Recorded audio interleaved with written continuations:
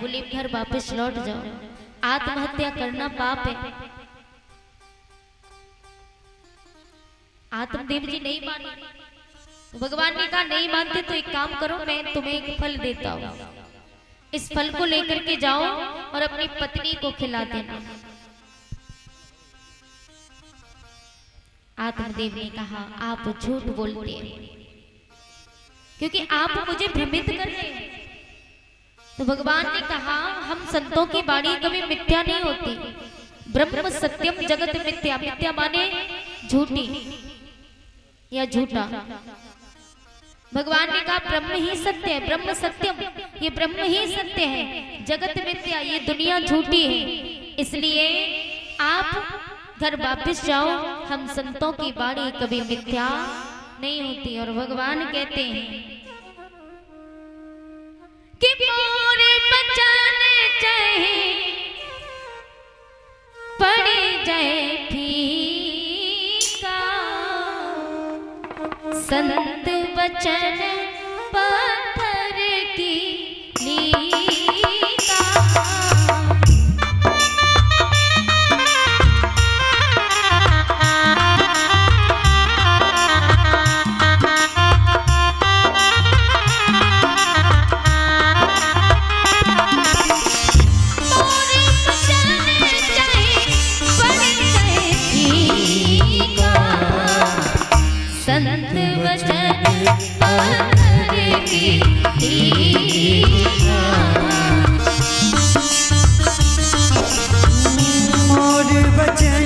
चाहे पड़ी जाए फीका, संत वचन पत्थर की लीका।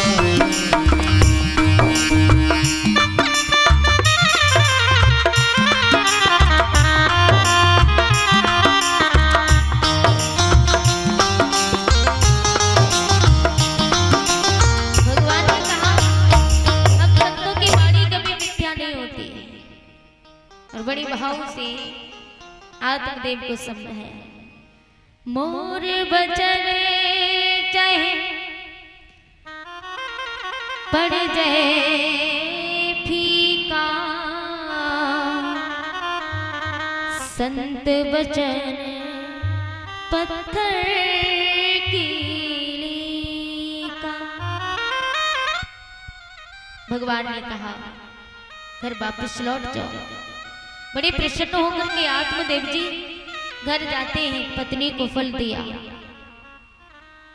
लेकिन पत्नी भी ऐसे नाम है धुंधली। मैंने बताया यथा नाम तथो गुणम, जैसा नाम होता है व्यक्ति के अंदर वैसे ही गुण पाए जाते हैं। कहा इस फल को पान कर लेना, संतान होगी, लेकिन वो अपने जीवन में कभी अपना गर्भ धारण करना नहीं चाहती थी, दुखी हो गए। आत्मदेव जी फल देकर के चले गए। छोटी बहन का आगमन हुआ और कहा दीदी क्या बात है, आपके चेहरे पर इतनी उदासी क्यों है?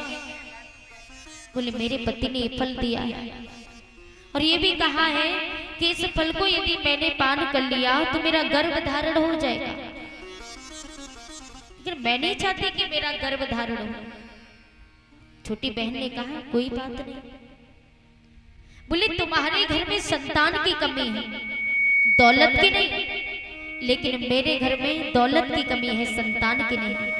मेरा गर्भ धारण है, जो भी संतान होगी मैं तुम्हें सौंप दूंगी, लेकिन इसके बदले मुझे धन चाहिए। यदि आप अपना गर्भ धारण करना नहीं चाहती हो तो। बोले ठीक है। धीरे धीरे समय व्यतीत होता गया। फल को ले जाकर के गाय को डाल दिया। गाय ने फल को पान किया, गाय का गर्भ धारण हो जाता है। नमास पर होने के लिए आए। 9 महीने के बाद उसकी छोटी बहन के गर्भ से पुत्र का जन्म हुआ और पुत्र को धुंधली को सौंपा। तो धुंधली ने जब उसका नामकरण संस्कार किया तो उसका नाम अपने ही जैसा नाम रख दिया, धुंधकारी। और उसी के ठीक 8वें दिन बाद गौ माता के गर्भ से पुत्र का जन्म होता है, जिनका नामकरण संस्कार किया तो उनका नाम गौकर्ण पड़ा। गौ माने गाय के समान और कर्ण माने संस्कृत में कानों को कर्ण बोलते हैं।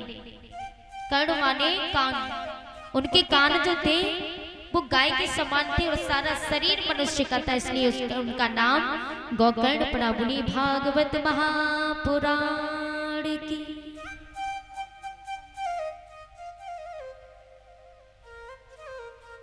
समय व्यतीत होता गया, गोकर्ण जी बड़े हुए, भगवान का भजन करने लगे और धुंधकारी वेश्याओं की संगति में पड़ गया। लेकिन जो व्यक्ति वेश्याओं की संगति में पड़ता है, अरे वेश्या तो अपने सगे बाप की नहीं हुई, हमारी और आपकी होगी भी क्या। कवियों ने कल्पना की है बड़ी सुंदर,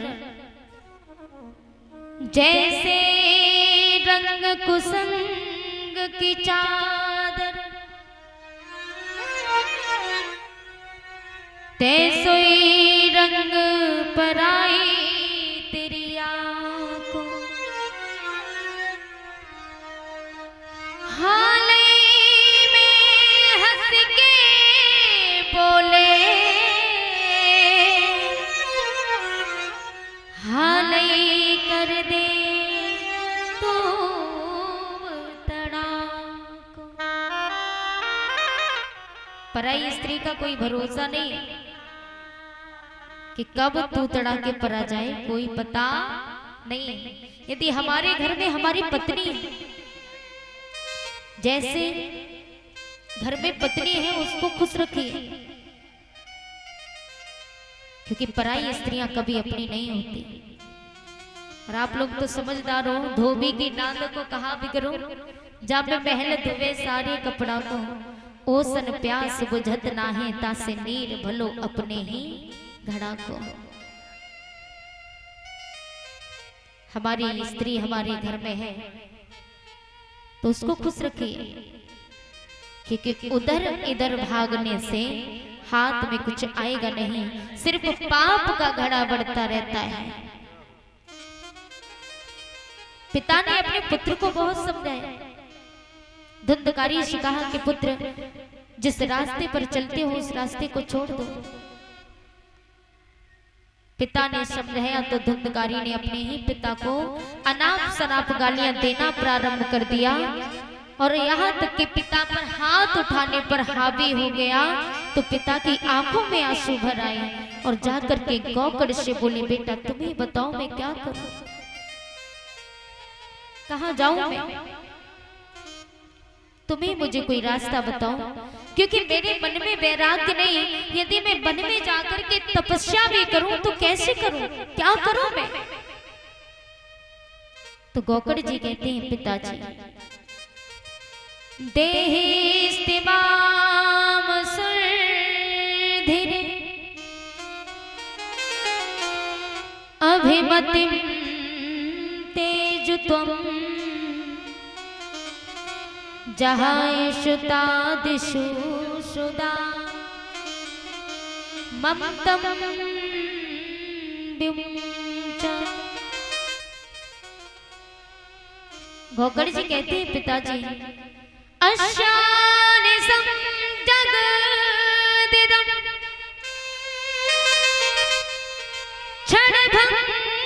क्षणभंगुनिष्ठं वैराग्य राग रसिको भव भक्तिनिष्ठ।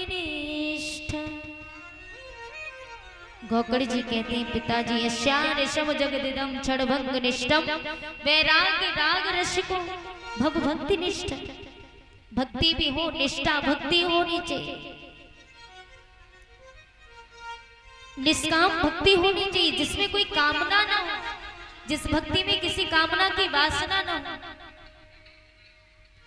गोकर्ण जी कहते हैं, पिताजी मनुष्य की सबसे बड़ी गलती कौन सी है? सबसे बड़ी गलती मनुष्य की यह है, त्वक चरण मांस हृदय रेत मज्जा हड्डी, हमारा ये शरीर बड़ी शुद्ध धातुओं से बना हुआ है। और मनुष्य की गलती यह है कि मनुष्य अपने शरीर को ही आत्मा मान बैठा है, कि हमारा शरीर ही हमारी आत्मा है। लेकिन ऐसा नहीं है। कभी प्रैक्टिकल करके देखना, कभी घर जा करके, माना कि अपने चेहरे को शीशे में हर कोई देखता है, लेकिन एक अहंकार सा जाग जाता है। कैसा अहंकार? कि मैं कितनी सुंदर हूं, मैं कितना सुंदर हूं। इस बात का लोग अहंकार करते हैं। सुंदर सूरत से नहीं, सीरत से होते हैं। अपने अंदर की आत्माओं को देखिए, जिसकी आत्मा सुंदर है लेकिन शरीर को ही आत्मा मान बैठे हैं। कोई बल का अहंकार करता है तो कोई धन का, और कोई ज्ञान का अहंकार करता है। लेकिन प्यारे, जिस दिन अहंकार आ गया, फिर वो चाहे सुंदरता का हो या ज्ञान का हो या फिर बलवान का हो या धन का हो, जिस दिन जिस व्यक्ति के अंदर अहंकार आ गया, उसे मिट्टी में मिलने में प्यारे देर नहीं है। क्योंकि कहा है कि झुकता वही है जिसमें जान होती है, कि झुकता वही है जिसमें जान होती है, वरना अकड़ना तो मुर्दे की पहचान होती है। मुर्दे को देखे हो कभी? मुर्दा जब बड़ा होता है, मरा हुआ, तो उसके अंदर अपने आप अकड़ आ जाती है। दिख रहा है सबको, हाँ, कि ये मुर्दा पड़ा है, मृत शरीर पड़ा है, सूक्ष्म शरीर सबको दिख रहा है। और ये भी पता है कि मुर्दे के अंदर अकड़ आ जाती है। हम तो जीते जागते, तो क्यों जीते जागते हम अपने अंदर अकड़ लाते, क्यों अहंकार लाते? किस बात का अहंकार? अरे सब कुछ यही पड़ा रह जाएगा। ये गौकड़ जी अपने पिता को समझा रहे हैं। गौकड़ जी कहते हैं, पिताजी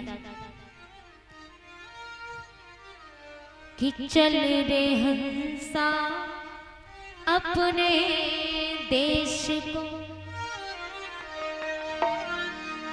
कि चल रे हंसा अपने देश को, और यहाँ नहीं कोई तेरा है, जगपालों का हुआ सवेरा, अपना हुआ अंधेरा है, अपना हुआ अंधेरा। गौकड़ जी कहते हैं, पिताजी इस संसार में अंधेरा ही अंधेरा है।